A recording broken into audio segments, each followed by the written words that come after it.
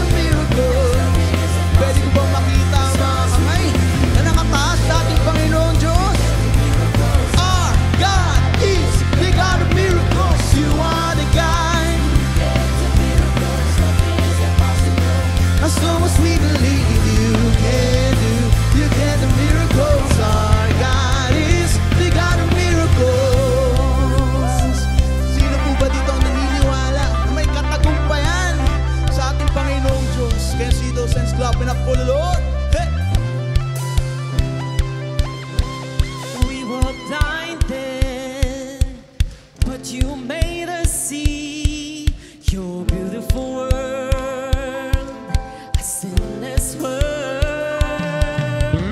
We were weak then, but you gave us strength. Now we are strong. Now we are strong. Now we are strong. Now we are Everybody can sing. strong. We were slaves then, but you set us free. Now we are free.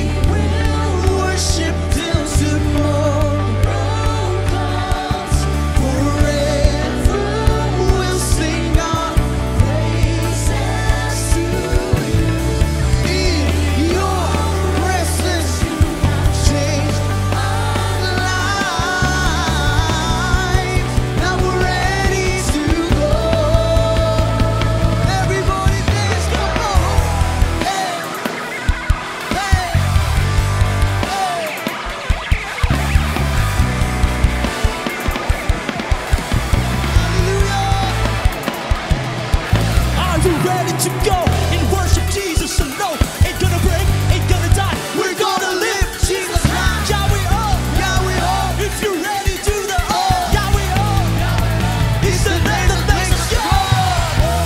Hallelujah! Kung naranasan mo ang kabutihan ng Panginoong Diyos, don't ever stop praising His name and don't stop declare Yahweh, Yahweh,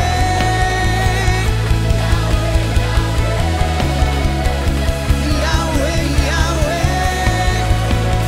One more time, say Yahweh, Yahweh.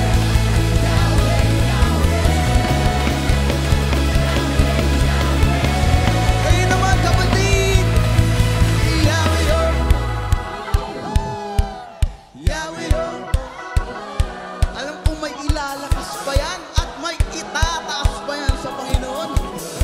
Hallelujah! May kasamang talon. Hey.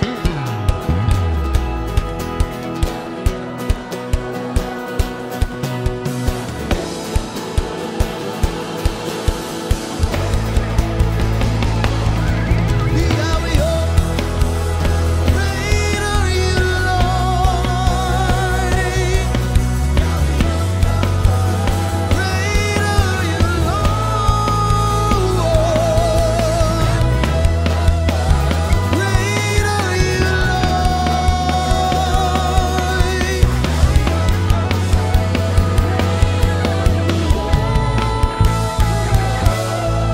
Hallelujah! Yan minsan mga kapatid, yung mas malakas na palakpak at papuri sa Panginoong Diyos na buhay. For He deserves the highest praise and thanksgiving to our one, true, and living God. Hallelujah! Hallelujah! Hallelujah! Hallelujah! Panginoon, maraming salamat, Panginoon, sa grasya at habag mo sa buhay namin, Panginoon. Maraming salamat sa yakap mo na naranasan namin ngayon. Hallelujah! Hallelujah! And as I share the word of the Lord in the book of Matthew, chapter 17, verse 20, and it says here, He replied, because you have so little faith.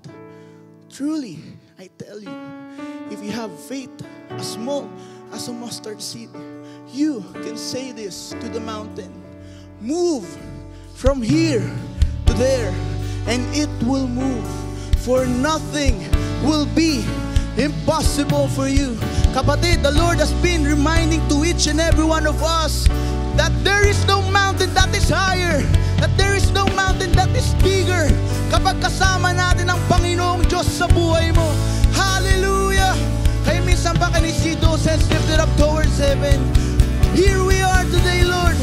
We're surrendering our lives today.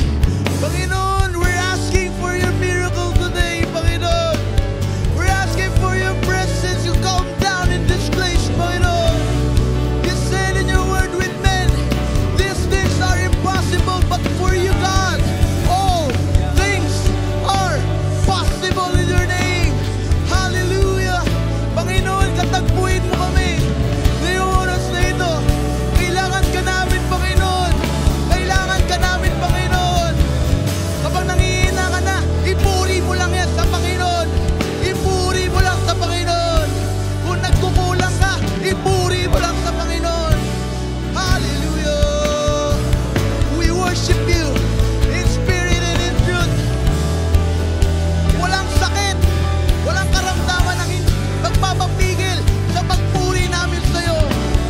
Hallelujah! Hallelujah! Hallelujah! Hallelujah! Hallelujah! Hallelujah! Today, Panginoon, as we worship you, we believe that you are more than able in our lives today. Hallelujah.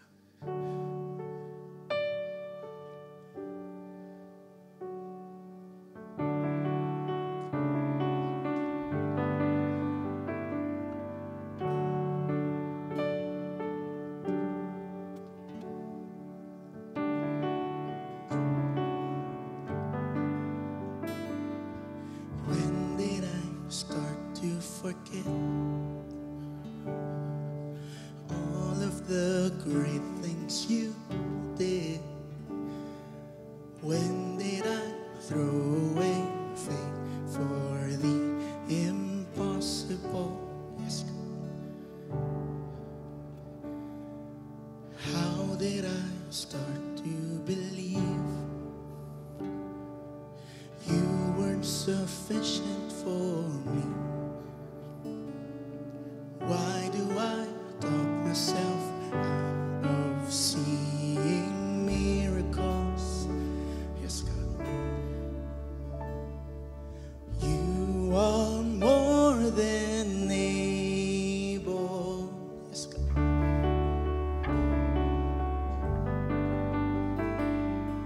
You are more than able. Yes, God. You are more than able. Yes, God.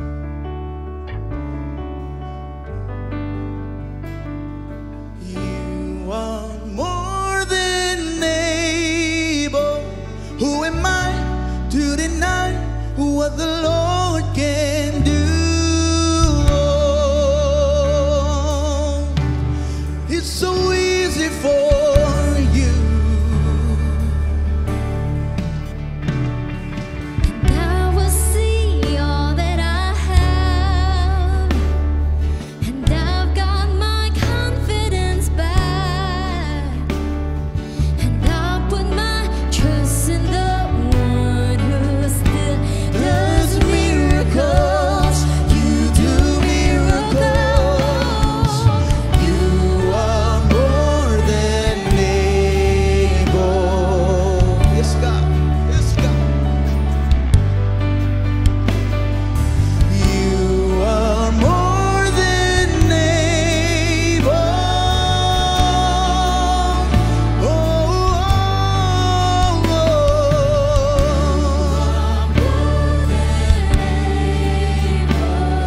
yes, God. You are more than able in our lives. Hallelujah. You are more than able. Who am I to deny what the Lord can do?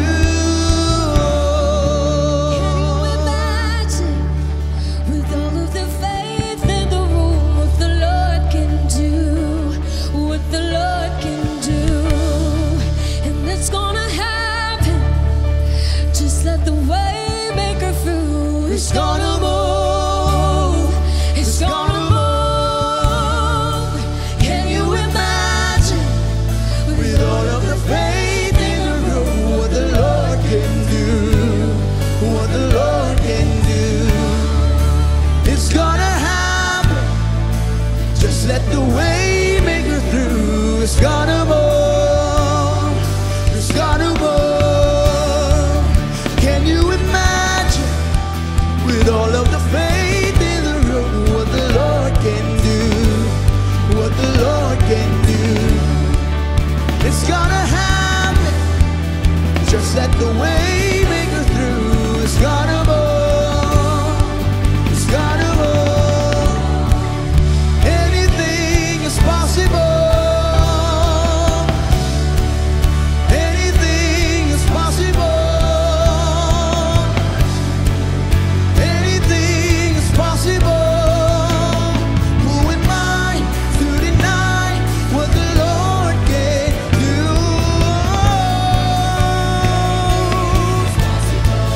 Anything is possible for you.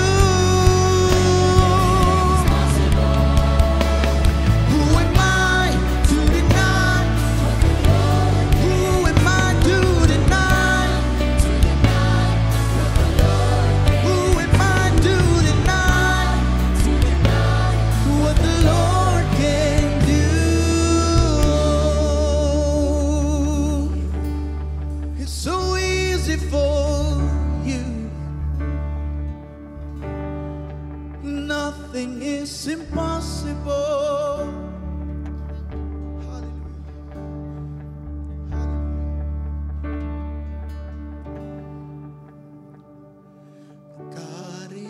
more than able. Yes, God. You are more than able. God is more than able. Yes, God. Yes, God. God is more than able. Yes, God.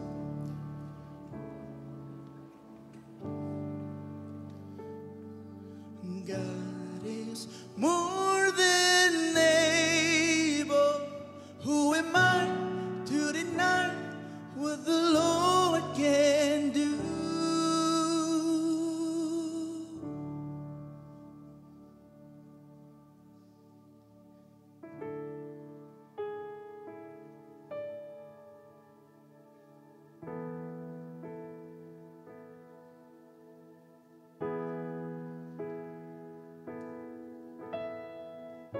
My God has never failed me yet.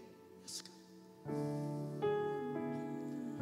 He will deliver me, I know. He holds the power that can break my limits now.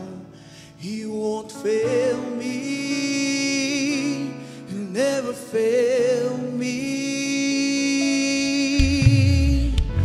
My God has never failed me yet. Oh,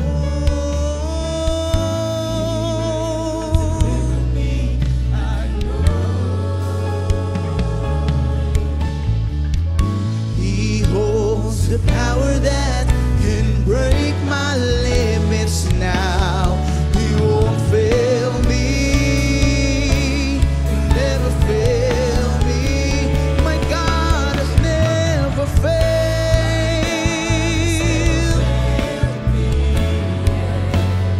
Oh,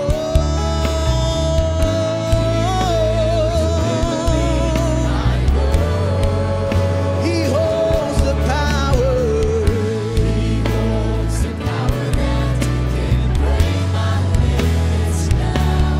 He won't fail me. He'll never fail me. I know right here, right now, I'll see those walls go down, just like you did before. Fulfill your covenant. There is no power that limits your greatness, God. The doors of promises I see wide open. I know right here, right now. I'll see those walls go down, just like you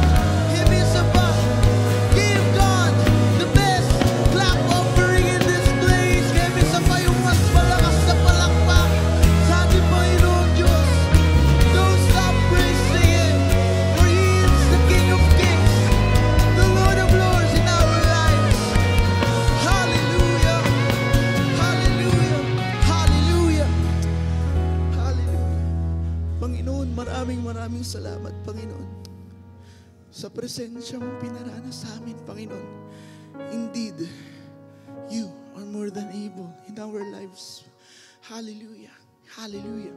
And as we hear your powerful word, we pray for your messenger. May the double portion of your anointing be upon him, and may he speak lives to each and every one of us in this place. Kaya Panginoon, binabalik po namin sa iyo lahat ng papuri, pasasalamat at pagsamba. Ito po aming panalangin sa pangalan ni Jesus. Amen and amen. God bless po.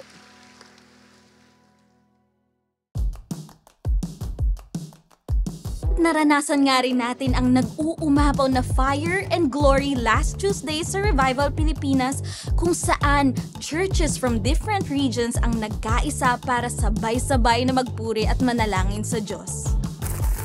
Kaya naman, let's keep the streak going as we continue to pray intentional prayers sa ating Revival Night this Tuesday. Fire in our eyes.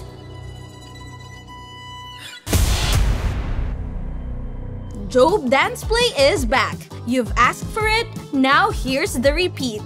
Catch it at Empowered Night and Sunday Mid-Slot services on July 26 to 27. Siyempre, mas maganda na matutunan mo na rin how to share the gospel effectively to other people by enrolling to the ASP training program. Para makasama ka na rin sa ating Grand Hayo kung saan ay mamimigay tayo ng tracks in the streets of Dasma. Pero ito po ang mainit na imbitasyon ko sa inyo. Sama-sama nating panoorin ng kwento ni Paul at Erica at ng kanilang mga pangarap sa muling pagbubukas ng talon para sa underpass ngayong July 25 dito sa COG Dasma. Sa lahat po ng may golden voice out there, nagbabalik nga ang The Next Made for Impact, a singing contest. And here are the audition details. And that concludes our COG updates for the week. This has been Rory, praying that you are now ready to receive the Word of God. Bye, COG fam, and see ya! Marami pong salamat. Palakpakan po natin ang Panginoon. Praise the Lord. Hallelujah. Hallelujah. Tayo po ay nagagalak sapagkat narito po tayo ngayon sa simbahan, hindi lamang sa simbahan, tayo po ay nasa presensya ng ating Panginoon. Welcome po ang bawat isa, maging ang ating mga bisita po. Sa mga nagtataka, bakit ganito ang aking suot? Sapagkat ibinaanyahan po ang lahat na dumalo sa farm run. Magpa-register po kayo when you get out from this sanctuary. Alright. Pwede pang pakingitian ang iyong katabi ngayon. Ayan. Kanina niya pa hinihintay yan, hindi mo lang alam. Ayun, praise the Lord. Sorry na lang sa mga walang hinihingitian. Anyway, last month, me and some other friends in the Church of God, together with my wife, we were in South Korea. Ayan, ano? Wow, ang illustration natin, hindi lang tondo, kadiwa, pang South Korea na. Ayan, medyo nagli-level up. Anyway, South Korea, what stunned me is the infrastructure. Talagang ang ganda ng kanilang bridges, yung mga skyway, talagang napakalinis. At pag tinignan mo, mamamangha ka at I suppose, pag nakita ito ng mga Filipino, maybe some of you have seen or most of you have seen it, at talagang may inspire ka bilang isang Filipino. Somehow, maging ganun din ang ating bansa. Pero kapag tiningnan mo ito, of course, yung larawan na yan ay hindi po naging isang larawan lang o isang napakagandang itsura. Meron po yung mahabang kwento. Amen ba tayo ron? Bawat isa sa atin ay, pag tiningnan mo ang iyong, pagmasdan mo nga ang iyong katabi. Mukha ba siyang maganda? Ayan, napaka good looking. Pero baka hindi mo alam, mayroon niyang isang magandang kwento sa likod niyan. You may not know it. No? Kaya pakitapik. Salamat nandito ka, kapatid. Yan. Ano? Now, ano ba ang mahabang kwento nitong South Korea? Hindi ko ikukwento yung mahaba. No? Just a short of it. Nagtingin po ako ng konting research and I found out, of course, sila po ay katatapos ng World War, or should I say, Korean War.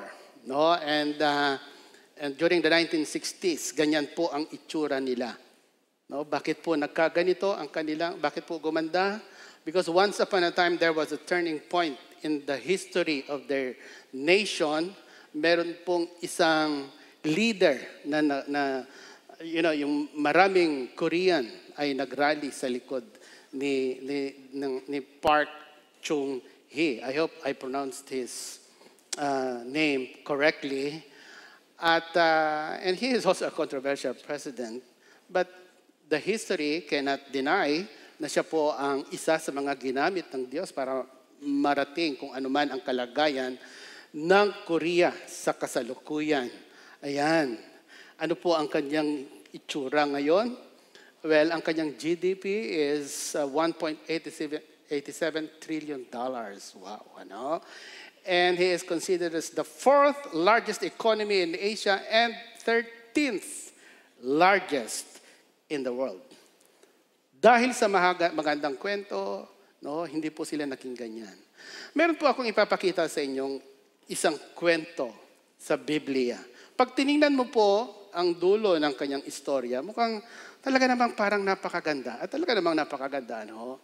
At ang sabi dito sa verse 22 of Luke chapter 15, "But the father said to his servants, 'Quick, bring the best robe and put it on him. Put a ring on his finger and sandals on his feet. Bring the fattened calf and kill it. Let's have a feast and celebrate.'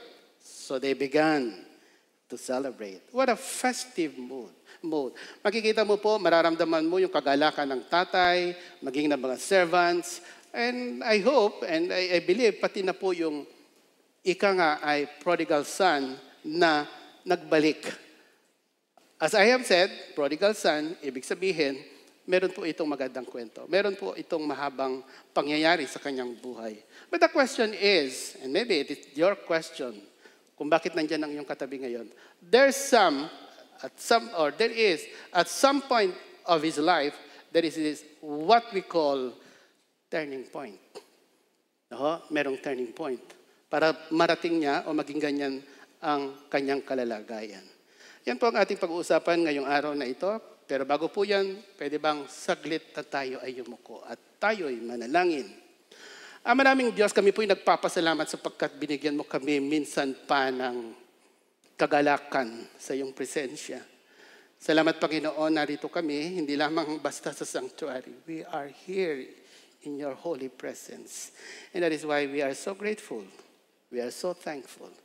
Pagpalain mo po ang iyong salita, pagpalain mo po ang makikinig ng iyong salita. And I pray that you minister to your people. In Jesus' mighty name, amen. Amen. Praise the Lord. Ano ang kwento sa likod ng napaka-festive mood na ito ng ating pinag-uusapan? Well, to start, ito po ay isang parable ng ating Panginoong Jesucristo. Parable is one of the things, the tools that Jesus was using to teach lessons to the crowd of Jesus back then. And in verse 11, Jesus continued. There was a man who had 2 sons. The younger one said to his father, "Father, give me my share of the estate." So he divided the property between them. So makikita mo, no, wala namang umaangal, hindi sinasabi ng Biblia na nagtanong o nag-question, napakabait ng tatay na ito. Simply, he divided it between the 2 of them. And in verse 13, not long after that, ito na po. Alam niyo po sa mga kwento, no, kahit manood po kayo ng mga K-drama series, maging ng mga kung anumang istorya, laging mayroong climax at mayroong laging turning point. Para ito ay maging maganda, maging ika nga ay kaaya-aya and very interesting to watch, to read. At ito yung climax. Ito po yung hindi pa naman climax. Ito yung, kumbaga, ganito tumatakbo ang istorya.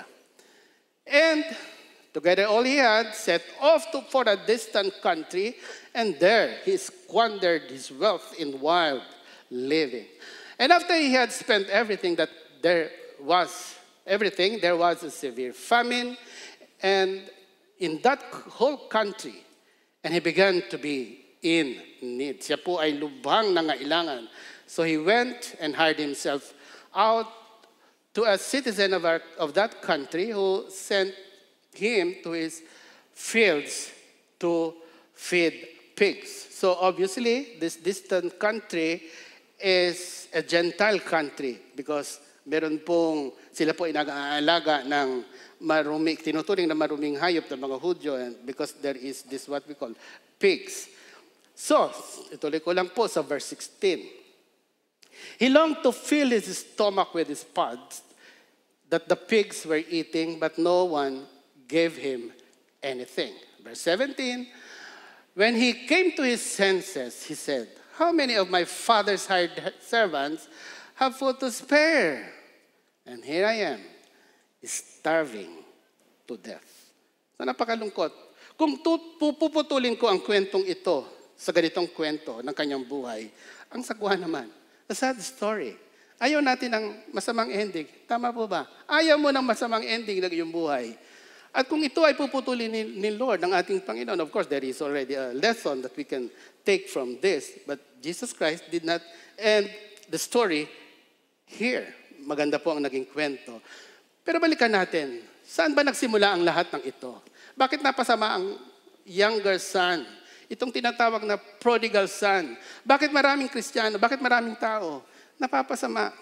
Well, dito po nagsimula ang lahat. Tingnan. Ano? Ang ganda ng story natin, may background. Sabi niya po sa verse 12 of Luke chapter 15, the younger one said to his father, Father, give me my share of the estate. He was asking of his inheritance. Inihingi niya na ngayon ang kanyang mana mula sa kanyang tatay. May masama ba ron? Hindi ko alam ang kanilang kultura. Pero sa kultura natin mga Pilipino, pero mabigat ito. Hingin mo ang iyong mana para sa inyong tatay. No? Sa maraming kultura ng maraming bansa. I don't know the culture of that distant country. But anyway, ibinigay naman ito ng kanyang tatay. Pero the fact that he asked for it, ibig sabihin, this younger son, he started the declaration of independence from his father. Ito po ang unang-unang magpapasama sa isang Kristiyano o sa isang tao that he would be declaring his independence from God. Sa kapag nagdeklara ka ng independence from God, well, mawawalan ka ng wisdom. Mawawalan ka ng direksyon sa buhay. Mawawalan ka ng guidance sa iyong buhay because you declare it upon yourself. Kahit na gaano katanda ka na, kahit gaano ka na ka-mature, no? Kailangan mo pa rin ng advice mula sa nakatatanda sa iyo. And it is not just a declaration of independence, it is as well, actually, an act of rebellion. Medyo mabigat po ito, no? Maybe, no, tayo ay hindi naman umaabot sa ganitong pagkakataon ng ating buhay. Hindi ka naman lumalayo. Hindi ka naman tila baga nagre-rebelde. No? Pero alam mo ba ang pagre-rebelde, the worst of it, hindi naman ito pagising mo kinabukasan, rebellious na ako. Nagsimula ito ng paunti-unti. Amen ba tayo ron? No? Nagsimula ito ng pabawas-bawas lang. Bakit ba nalulugi ang isang napakalaking negosyo? Nauubusan ng ipon ng isang tao. Hindi naman ito. Inubos niya, pinabukasan, wala na. Nagsimula ito sa paunti-unti. Bakit ba naging adik ang isang tao? Nagsimula sa paunti-unti. Kaya kung ikaw ay nagbabalak na gumamit ng droga, abay, huwag mong subukan. Masisira ang buhay mo. No? Mabigat yon. Kasi nagsisimula ito sa pakunti-kaunti. And how do we cut our relationship? Why? Dahil lang natisod ka sa brother, dahil sa ikaw ay nirebuke, dahil sa ikaw ay napagsabihan, dahil sa ikaw ay itinatama. No, masakit naman talaga ito. Maaring meron kang dahilan on your personal point of view. Pero pag ito ay ni-nurture mo sa iyong sarili, ay mapapalayo ka talaga. Pero itong lalaking ito, very obvious ang kanyang ginawa. And then, siyempre, pag nagdeklara ka ng independence, ito na pa ang susunod sa kanyang buhay. Not long after that, no? Tingnan po ninyo, pakinggan nyo. Hindi nagtagal. Kapag ang isang tao ay napalayo ng gusto, lumayo mula sa Diyos, hindi magtatagal. It will be very visible for that person the consequences of what he has been doing. The younger son got together all that he had, set off for a distant country. Ayan na. Ito ang pasimula ng kanyang paglayo mula sa kanyang tatay. Of course, Jesus Christ, yung father dito, it is being represented, or the father represents the God the Father. And the prodigal son, those who goes away from the Heavenly Father. So ito po ang ipinapakita ng ating Panginoong Jesucristo. Pero pagpansinin po ninyo ang kanyang ginawa. Siya po ay lumayo mula sa ating Panginoong Diyos. The prodigal son get away from the distant country. Rebellion, brothers and sisters, maliit man yan o malaki, it will bring you to a distant country. Sinabi ko nga po, itong distant country, because of the description of the Bible itself, it is considered a Gentile. At alam po ba ninyo, kapag tayo ay lumalayo sa Diyos, hindi ka lamang basta lumalayo in terms of distance. Pag lumayo po ako dito, in terms of distance, masusukat nyo po yun. Pero pag lumayo ka sa Diyos, pakinggan mong mabuti, saan ka man naroon ngayon.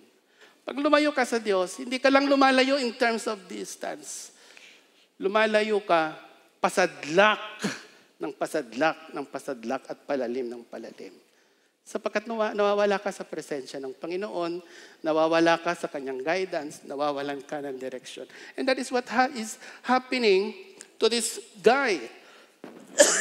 And that is why, because of all this kind of situation, he squandered his wealth in wild living.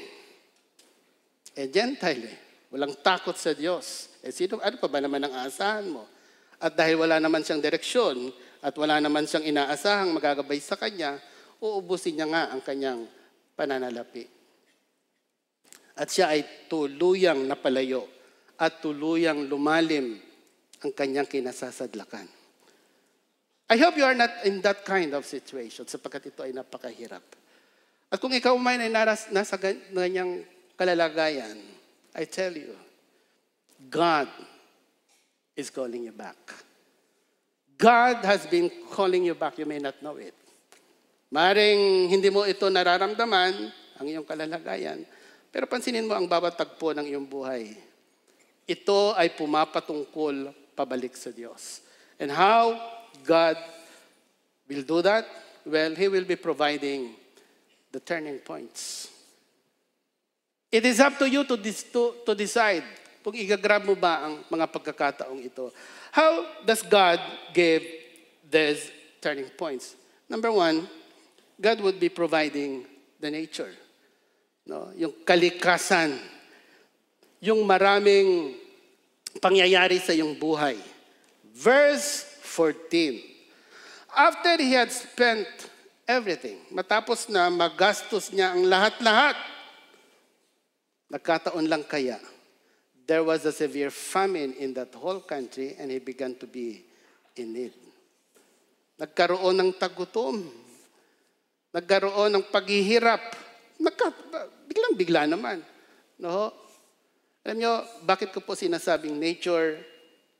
Most probably because that is Gentile at maraming beer house, kaya nga nalustay niya ang kanyang pananalapi. Maraming pwedeng paggagastusan, nabaon sa utang, nabaon sa sabong. No? Aside from that, famine physically, there is this famine in soul. No? Ito yung pinakamabigat sa lahat. Okay pa yung famine physically. You will just die, no? If I may say it in that manner. Pero yung famine, pag ang kaluluwa mo na ang hungkag, salat, mula sa guidance, mula sa salita ng Diyos, dito po nagsisimula ang paghihirap spiritually ng isang Kristiyano o ng isang tao. Ano ba ang nature? No, paano ba tayo tinatawag ng Diyos sa nature? I remember Israel, Kapag siya po ay lumalalim sa kanyang pagkakasala mula sa Diyos, magpapadala yan ng calamity, magpapadala yan ng mga kaaway, no? Laban sa Israel at matatalo sila at pag sila'y nalugmok, babalik sila sa Diyos. Buti na lang, bumabalik sila sa Diyos. No? Pero sa ating kasalukuyang panahon, tingnan po ninyo mga kapatid, the world as we view it right now, pag tingnan po natin, iba't ibang kalamidad ang nangyayari sa bansang, hindi lang sa bansang Pilipinas, maging sa buong mundo. Nagkataon lang kaya ito? Is climate change, ito ba ay bunga lamang ng ating mga kalokohan? I hope it is. Yes, I know it is. Pero ito po ay isang panawagan ng Diyos sa buong sangkatauhan. Kailangan ka nang bumalik sa Diyos. Hindi nagkataon na iba't ibang lindol at malalakas na lindol ang nangyayari sa iba't ibang dakon ng daigdig. At napakatitindi ng mga baha, yung dati-dating hindi binabaha, binaha na ngayon.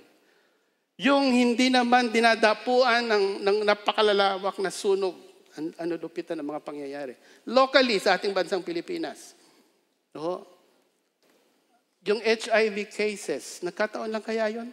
Tayo, the Philippines is the fastest growing having this HIV cases. 57 cases daily. Ito yung mga nagpapa-test lang. Ilan kaya ang hindi nagpapa-test? Can you see that? COVID-19. Pambihira, lahat nakatago. It is a calling from the Lord. Masyadong macro ang aking sinasabi. Sa sarili mo ngayon, bakit ka nasa ganyang kalagayan? I hope you are 100% okay. Pero, hindi ibig sabihin okay, kapatid, ay hindi ka tinatawag ng Diyos.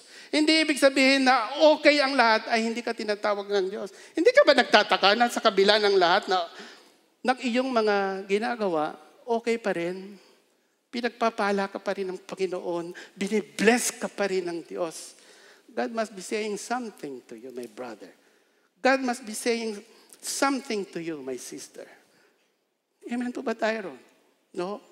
Ang Diyos ay nananawagan sa kanyang mga anak na magbalik loob.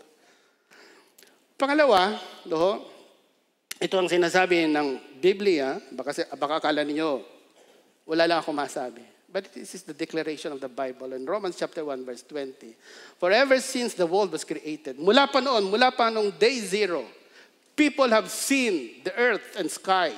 Through everything God made, they can clearly see His invisible qualities, His eternal power and divine nature. So they have no excuse for not knowing God. Hindi po pwedeng hindi nila kilala ang Diyos. Hindi po pwedeng hindi nila naririnig ang tinig ng Diyos. Hindi pwedeng hindi nila alam na mayroong Diyos. Ang ganda ng pagkakalikha ng Panginoong Diyos. How organized everything. How beautiful it is. How stunning it is. Para sabihin mong walang lumikha ng lahat ng ito. Ituloy ko lang po. Ano pa ba ang mga provision na binibigay ng Diyos for you to be able to come back? Well, number 2 is the people that surround you.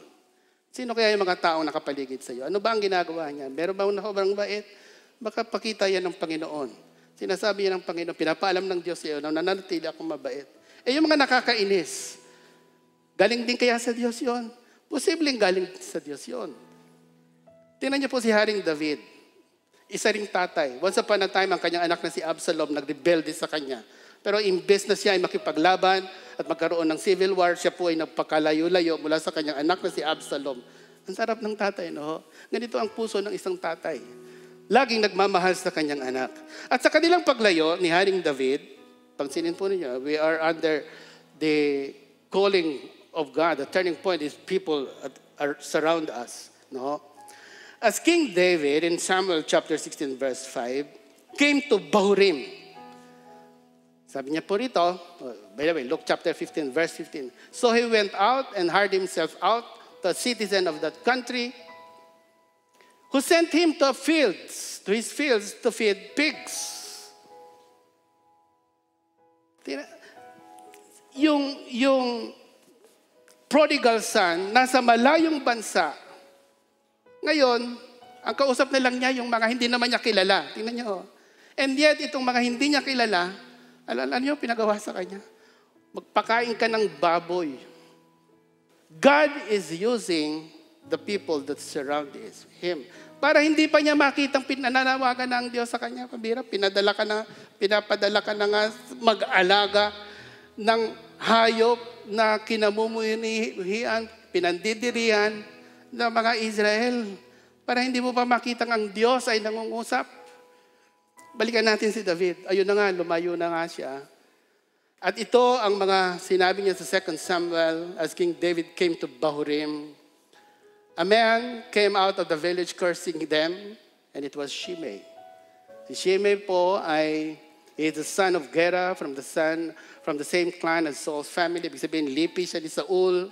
At galit na galit siya kay David. Binabato niya si David. Minumura niya si David. Nakapaligid sa kanya ay mga generals. Yung taong wala namang kwenta, minumura ang hari. Ano sabi ni David? Kaya pala tinawag siya na man after God's own heart because he is able to discern the messenger of God. Why should this dog curse my Lord the King? Sabi ng isa sa mga general.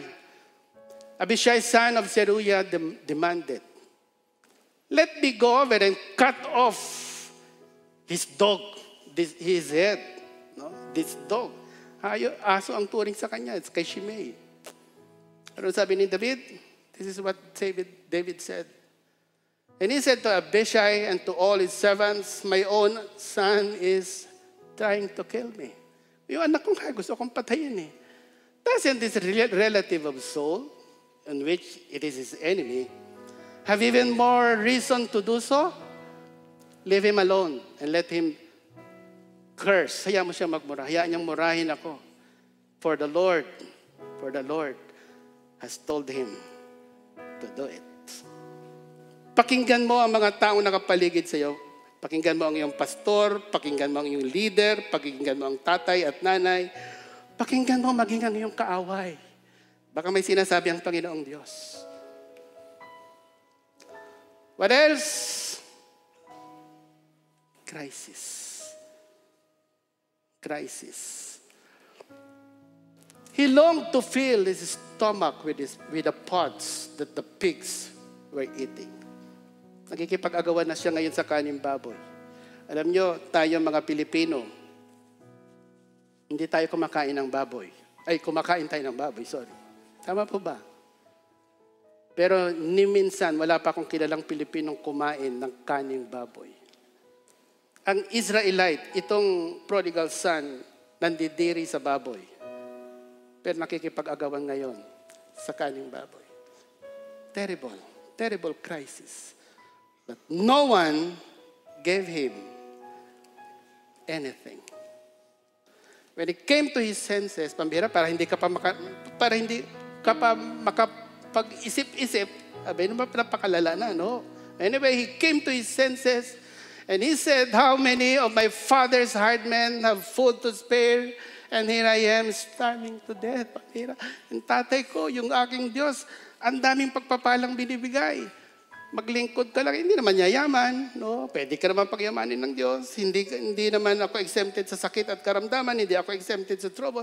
But when I serve the Lord will always provide. The Lord will always heal. The Lord will always be my God. Amen ba tayo ron? Sige po, palakpakan natin ang Panginoon. Hallelujah. And I will set out and go back to my father and say to him, Father, Nini-memorize niya, pamira. Nakakahiya. Baka mamaya magkabulol-bulol ka. Baka mamaya itanggihan ka ng tatay mo. Nagrebelde ka eh. But anyway, sabi niya, I have sinned against heaven and against you.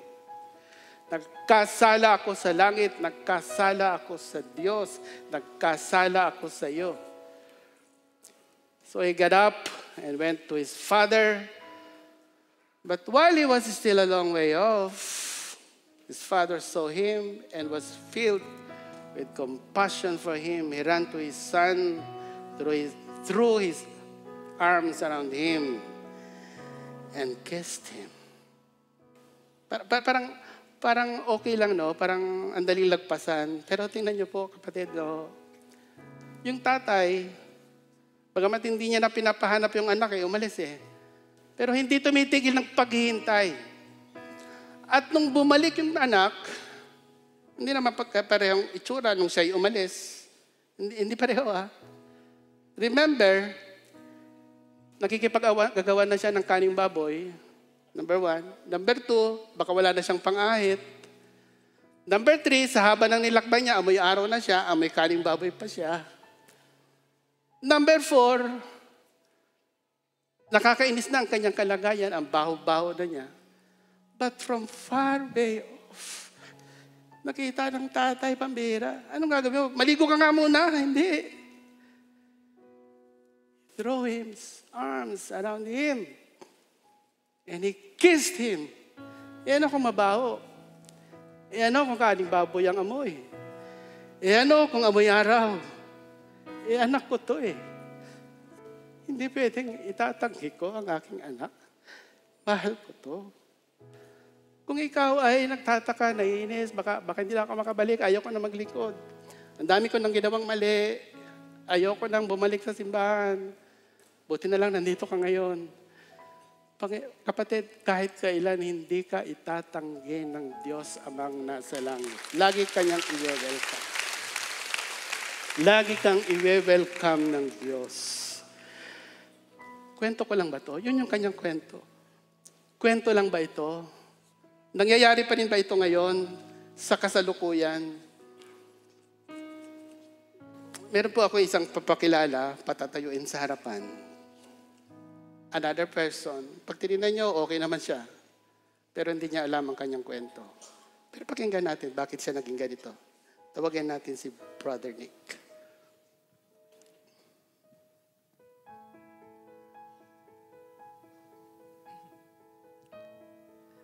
Hello po, good morning po sa inyong lahat. Ako po si Nick, ang dating tinik ng simbahang ito.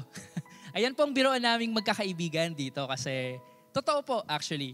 There was a time in my life na ako po talaga ay certified perwisyo ng COG Dasma. Yan. Ako po ay dito na po lumaki, nagsa-Sunday school ako dito. Pero I was 11 years old nung ako po ay unang nag-ministry. Ako po ay part ng Theater Arts Ministry. Yan. Yan po ako. So ako po ay bata lang, syempre sumali sa ministry, hindi ko po naman po talaga alam kung bakit magmi-ministry talaga. Sumali lang talaga ako ng ministry kasi una, masaya. Pangalawa, mayabang kasi akong bata eh. Gusto ko pong nakikita ako sa stage. Yan. Kaya sumali po ako dyan. At kahit hindi ko man po lubos na maintindihan ano ba ang ibig sabihin ng pagmiministeryo, na-in love pa rin ako sa theater arts, sa aking ministeryo. Pero kinalaunan, after so many years of being a part of the ministry, dumating po kasi sa point na may kailangang itama sa aming ministry kung kaya't nauwi po to sa pagkabuwag, na-disband po ang theater arts. Having that said, ako, mahal ko yung ministry, nawala po ako sa ministeryo kasama po ng mga kaibigan ko. Pare-pareho po kami ng nararamdaman, sama ng loob, galit. Naggatungan po kami. So, sama-sama po kaming nanira ng simbahan, nagsabi ng mga pangit na bagay tungkol sa simbahang to. Nag-alaga po kami ng galit. Ngayon po, church, one thing that I've learned is that kapag ikaw pala ay lumayo sa presensya ng Panginoon, when you declared your independence from the Lord, ang buhay pala ay talagang pabagsak po. Kasi simula po nung umalis ako dito sa church, sa ministry, nagsimula po akong sumama ang ugali, nag-away na po kami ng pamilya ko, lumayas ako sa bahay, di nila alam saan ako tumira. Nalulong po ako sa yosi, sa alak, sa babae at iba pa. Yan. Yosi, alak, babae at iba pa. Mga masasamang bagay na ginawa ko. At dumating po ako sa punto na bumaba ang aking mental state at ginusto ko na pong wakasan ng aking buhay. Meron po akong saksak dito. Nag-overdose po ako ng sleeping pills para lang matuluyan. Hinampas ko po ng ganyang kalaking bato yung ulo ko, duguan. May nagsugod lang po sa akin sa ospital. Pero for some reason, hindi po ako natuluyan. And having that said, ako po ay dumating na sa punto na gano'n na nga, meron po akong ex-girlfriend. Girlfriend ko po dati noon na hindi na po kaya ang aking ugali at ang aking sitwasyon. Naghiwalay po kami at isinumbong niya na po kung saan ako nakatira sa aking mga magulang. At inuwi naman po ako ng aking mga magulang. But I had to go through medication.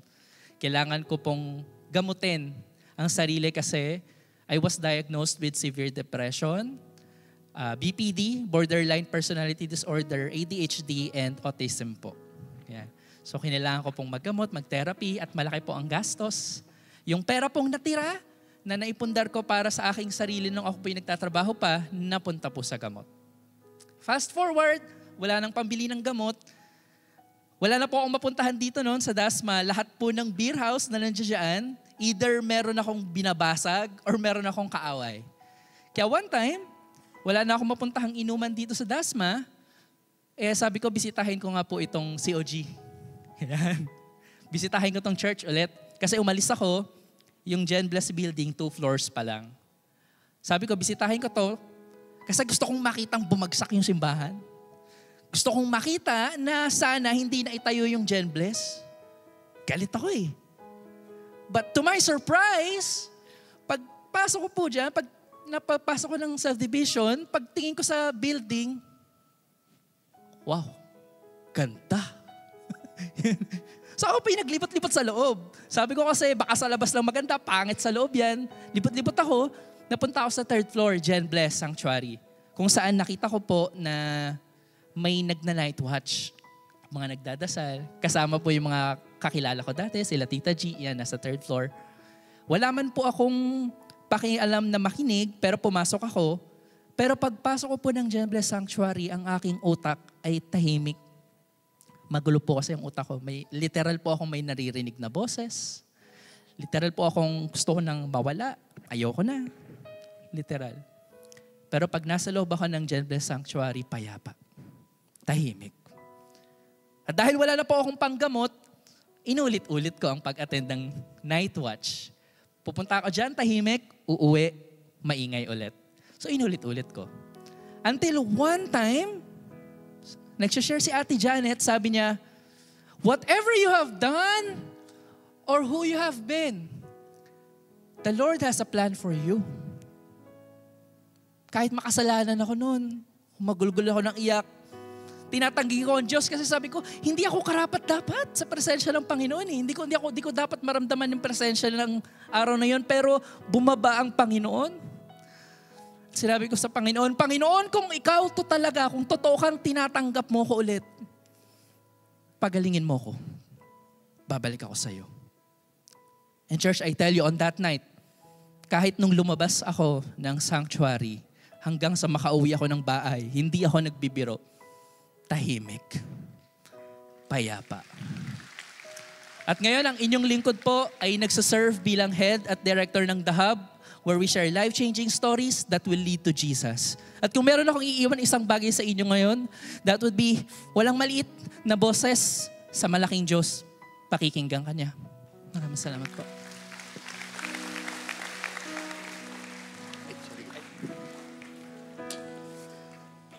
Hallelujah. Tingnan nyo ha. Let this sink in.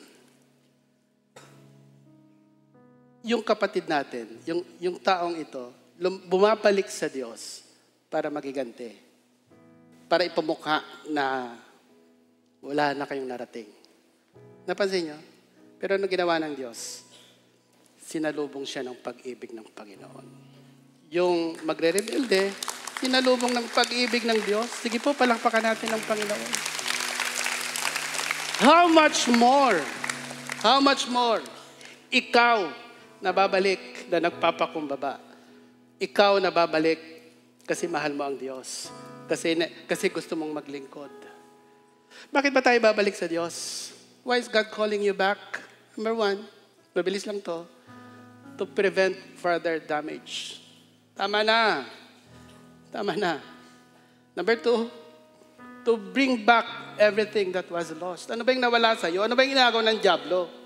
Gusto niya ibalik ng Diyos. Number 3, to restore a wonderful relationship between you and your Heavenly Father. And number 4, for you to be able to worship Him, for you to be able to serve Him fully. All the days of your life. Ano man ang dahilan na yan, kapatid, gusto ng Diyos, bumalik ka sa Kanya. Maglingkod ka sa Kanya. Pwede ba tayong tumayo? I don't know kung sino man ang kinakausap ng Diyos sa mga sandaling ito. But if you are that person that you want to go back to God, to serve Him, to worship Him, to restore relationship, whoever you are, pwede ba kitang anyayahan sa harapan? As the praise and worship team sings this song, halika rito, hayaan mong ipanalangin ka ng mga leaders ng church na ito at ipaparanas din ng Diyos sa iyo ang kanyang pag-ibig sa pangalan ni Jesus. Kurasik kaya rapakanda. Magmadali kang bumalik sa Diyos ngayon. Sa pangalan ni Jesus. Sa pangalan ni Jesus. Kurasik kaya rapakanda. Ang lahat kong lihim, Come back. O Come and worship. Yahweh, Come and ay serve Him. tiyak mo nga Hallelujah. nalalaman ang lahat ng aking ginagawa sa'yo ay hindi lingid. Ang lahat kong lihim, O Yahweh, ay tiyak mo nga nababating. Salamat, Panginoon, kilala mo ako. Ang lahat ng bagay ay di lingid sa'yo. Salamat, Panginoon, tinutuwid mo ako. Ikaw lang ang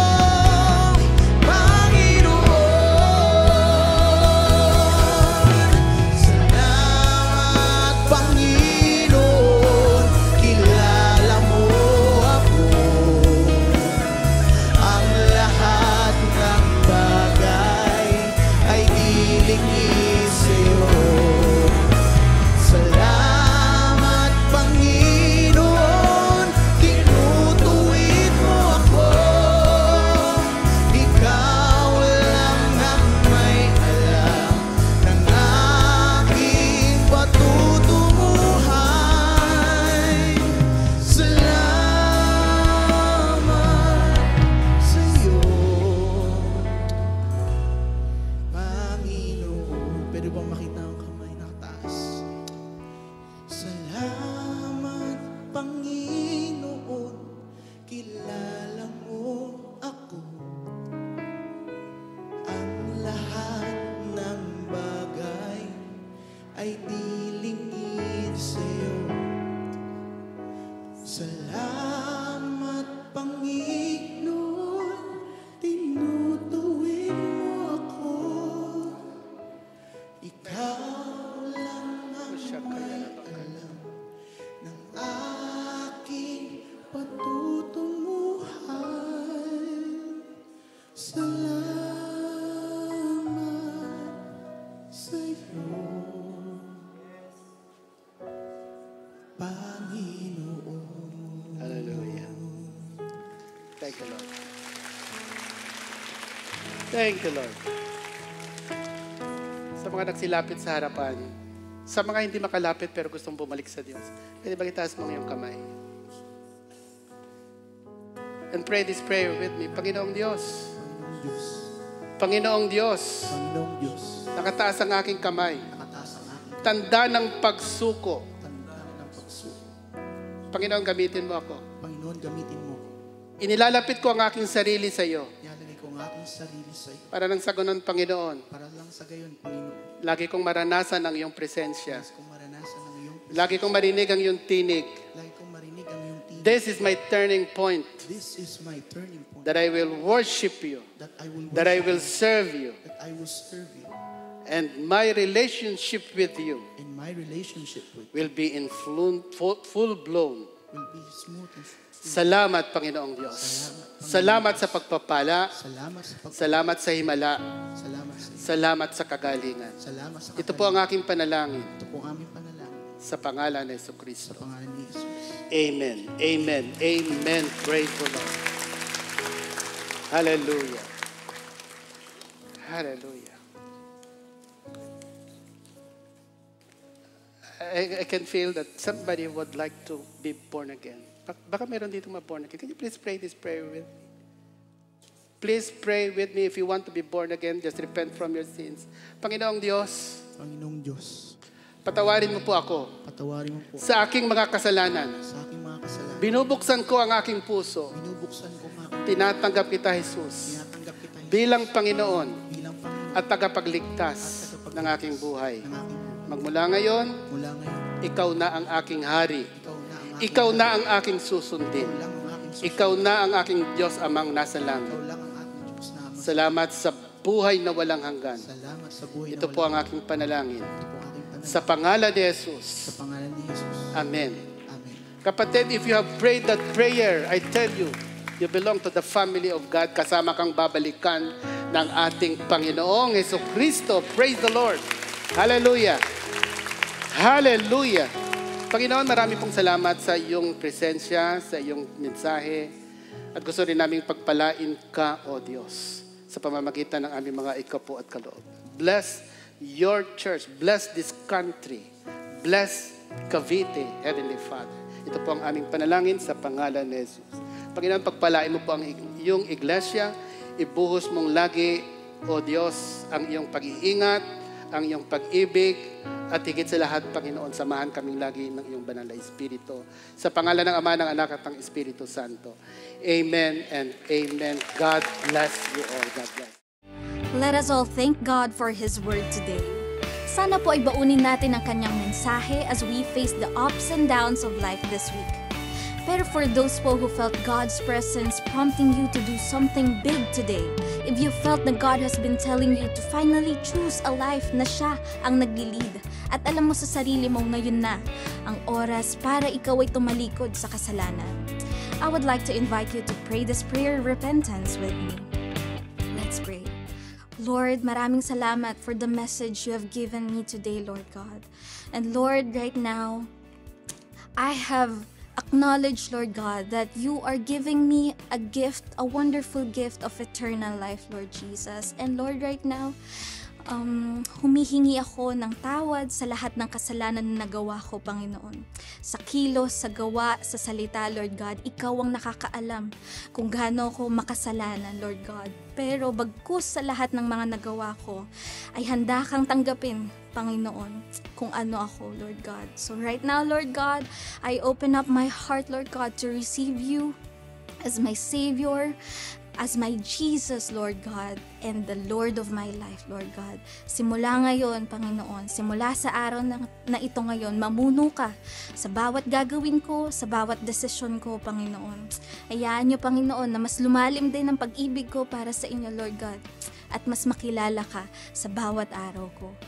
Lord, I lift you up now and surrender to you now my life, Lord God. Isulat niyo po ang aking pangalan sa aklat ng buhay dyan sa langit, Panginoon. Maraming salamat. I love you, Lord Jesus. In the mighty name of Jesus, I pray. Amen. Amen and amen. At we really pray po na pagpalain kayo ng Diyos sa desisyong ginawa ninyo ngayon. Kasi this is the best decision you've ever made, and we are with you po as you walk in this faith journey. At kung sumunod po kayo sa panalangin iyon, please type, I receive Jesus, at hayaan niyo pong i-lead kayo ng ating online moderators sa next steps po na pwede ninyong gawin para mas mag-grow as a Christian. Of course, pwede po kayong mag-join ng C2S group or ng ministry. Siyempre, bukod po sa pag-comment, you can also send us a message sa facebook.com/cogdasma or facebook.com/cogwmph. At bago po pala tayo maghiwa-hiwalay, if you are interested nga in taking your faith journey to the next level, if it is your desire na mas maintindihan pa ang salvation, mas matutunan ang character ni Jesus, and to be more like Him, and also if you want to start learning about leadership, especially dito sa church, pwede kang mag-enroll sa ating Christian Life Development Program or CLDP. Please check out the details on your screen on how you can register. Speaking of register na rin kayo sa ating Solid Fam Run. When you register, you will receive shirts, finisher medals, and more freebies. Kaya make sure to sign up na today. And so that wraps up our Sunday worship service, COG Fam. Salamat sa inyong pagsama at sana ay makasama ulit namin kayo sa susunod na linggo. Again, my name is Rory, signing off for now, but we'll see you again next week. Bye, COG Fam!